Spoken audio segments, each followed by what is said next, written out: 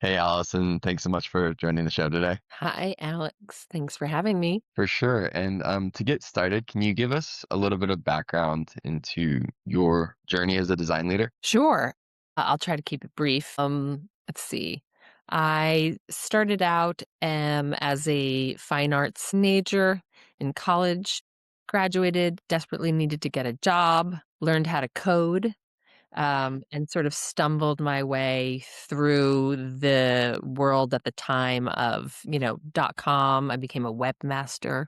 I was really but over time, I became much more interested in the overarching process of what does it take to get something from A to Z. So I moved more into production, project management, program management, and eventually, I ended up at a lot of different consultancies. One was Hot Studio, which is where I first learned about human-centered design, and that was really revelatory for me because I wanted my work to be meaningful. So from Hot Studio, I went to Frog, and at Frog Design, I led for the region and for the New York studio, the program management discipline, the engagement strategy discipline, and thinking about how best we can like really integrate with companies and see our work through because it started to recognize that design was so much more than just these one-off projects we would get hired for, that it was really about transformation, change management, a real understanding of what design can do for an organization with that human-centered lens. And so eventually I ended up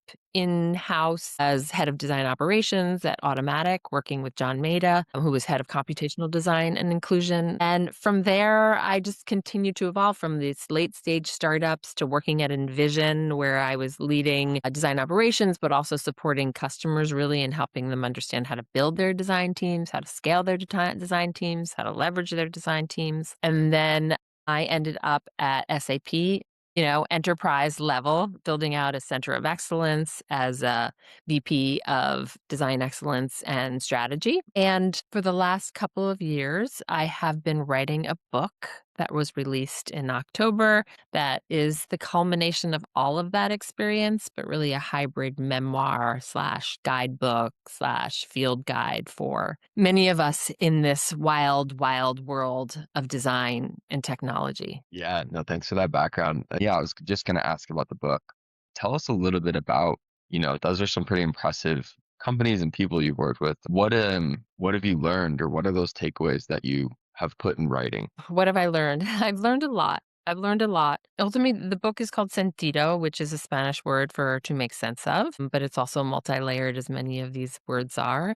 To feel, to sense, to all of the things around like a different sensory, I guess. And the idea behind that was really how much of what I had learned and what I had often ignored were things that I learned in my youth. Under the age of 18, essentially, that were not academically driven. It's the organic intelligence, is what it's called, street smarts, all of the things that, as a multi ethnic woman raised in a multi ethnic, multicultural family, being raised in New York City, all of the things that taught me that I actually brought with me into all of my experiences, I think gives me a really different edge as a design leader, but also as a person who feels deeply and is continually trying to connect dots and make sense of things allows me to bring a lot more compassion into the work that I do and the people that I work with. Humanity centered. So that's the intention, and that's the intention of the book, and that's where I've been really leaning more into, and allowing people, hopefully, to see some reflection of themselves in the book and saying, it's not all about academia. You have so much of what it takes to be successful. I absolutely love what you just said. I don't think anyone on this on this series has ever said that, but it makes so much sense. It's like all that innate stuff you learned just from your family growing up, your friends outside, that does determine how you show up at these things and what you ultimately end up designing. So yeah, just Yeah. so much emphasis is on the academic side, Yeah.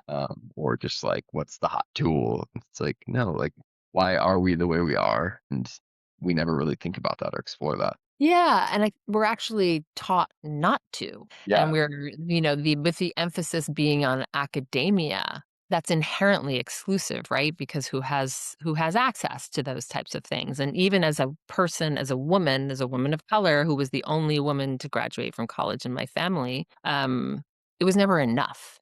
And so design moved into this ivory tower space. And when I met somebody like Maria, she was so New York, so Staten Island, and we just vibed so instantaneously because I think she also understood, and she's incredibly smart and incredibly talented, that so much of what you need in this industry is that like grit and heart and understanding of things that are much deeper than you could be taught just in school. And it's not to say that's school's not important, but I think we've moved pretty far away from having respect for people who have gone on non-traditional paths and Mhm. bring in really incredible thinking. Totally agree. So then I want to ask you, because I know there's some leaders that listen to this, like, how do you find that, right? How do you find those folks when a traditional corporate interview process is just like, what have you done for ROI? What have you done for your education? Like, how do you suss that out and really find those people, which I think can add a lot of value? Yeah. So much of that is based in, what you're willing to bring. I've been thinking also a lot about just our own responsibility as designers, as leaders, and also that minority voices are usually the ones that implement the change. The majority doesn't want things to change. The Mhm. minority usually knows that things need to change. And so when we have the access or the privilege to be in those positions where we can advocate for people of different backgrounds. How are we doing that? How are we thinking about that? There's a lot of trouble right now because AI is filtering through resumes and people are getting automatically removed from the system and it's really hard to network and jobs are really hard to find and people coming out of schools or graduating from high school are not really sure what to do and questioning the value or the meaning of any of it. But what I had always done in the past was always looking for people who had non-traditional backgrounds, always. And I will still to this day say Frog was the best place I worked because it was filled with like misfits.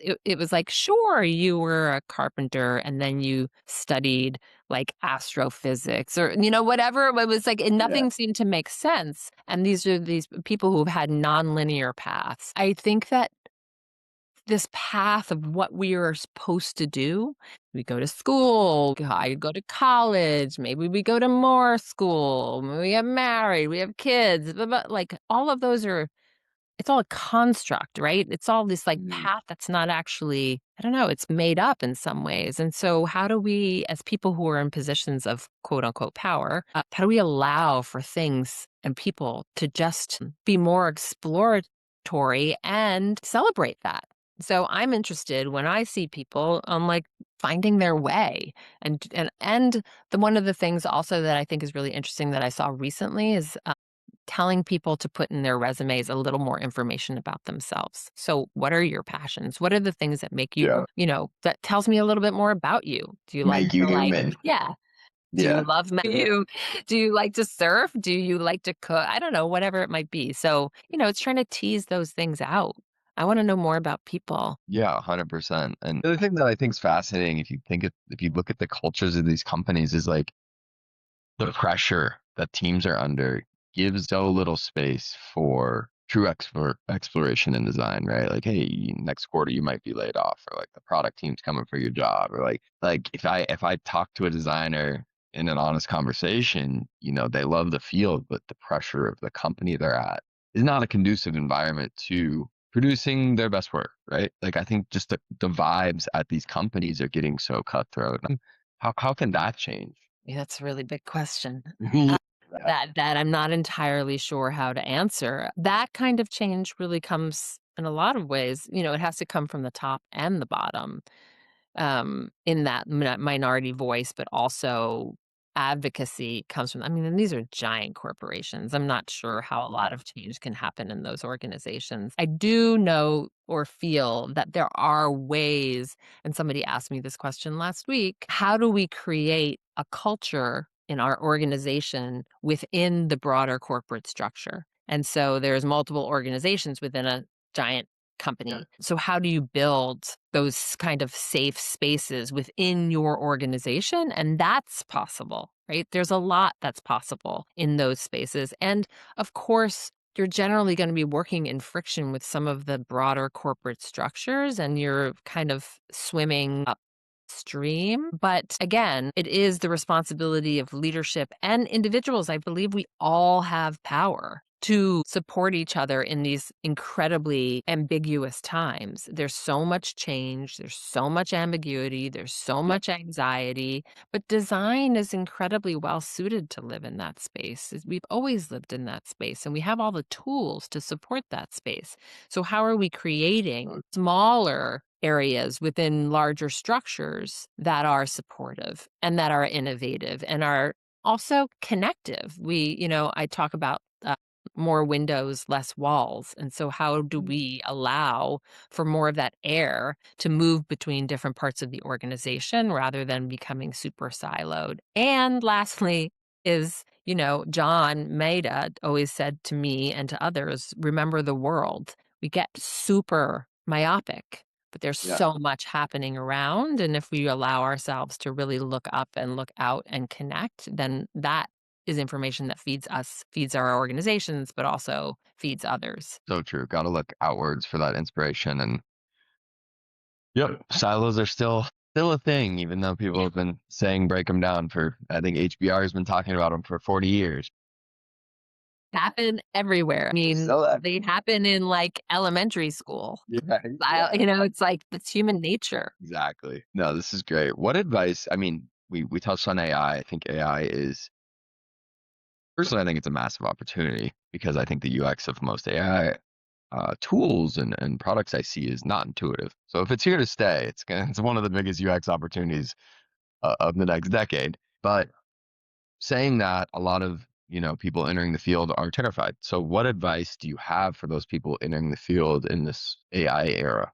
Read my book. No, but really, I do think that there is a way to ground ourselves or yourself in yourself. Yes, it is a scary time, but again, I go back to we have so many of the tools that we need that have been built inside of us for so many years over the course of a lifetime, right? I had once built a tool called the PPM, which is the personal professional mission, and it was based on an old like a SWOT analysis, but essentially it was like, well, what are your strengths? What are your obstacles? What are your opportunity areas? And what are your passions? And so the passion was kind of the twist on it all. And when we're able to think about who we really are as we integrate into who we need to be professionally, it gives us a little bit more insight and a lot more power into how we position ourselves and the things we want to do. I think, and granted, everyone's struggling. I'm struggling. It's hard to find the right kind of work, but there is a tremendous opportunity that exists right now. It's yet to be seen. And I had another friend who said to me, things are wild, so we might as well just get wild with it. And I think that like we're going back to the rewilding of design that I was talking about with you before this, Yeah, that Liz Danzico provoked me with, is how do we sort of rewild ourselves in this insane, it's like the Wild West now, right? So yeah, there is a ton of opportunity. And I think it's rather than feeling really dystopian about it all, what are ways in which you could feel much more protopian? And I'm not saying, that whatever, toxic positivity, yeah. but there are ways in which that we could make this work in a way that, we have some control over whether or not it becomes dystopian. Yeah. Facts. That's a good way to put it. Allison, thanks so much for sharing this today. Where can people go to find your book and follow your content? Sure. You can go to my website, AlisonRand.com. There's a lot there. I do a lot of writing on Substack for my side project 4050, which is focused on women's health, women in midlife. And there's a lot of really good content there around just grounding yourself and in space and time. So those are the two main areas that you can find out information about me and my book. Absolutely. So AlisonRand.com. Yes. Okay, perfect. Well, thanks again for joining the show today. Thank you, Alex.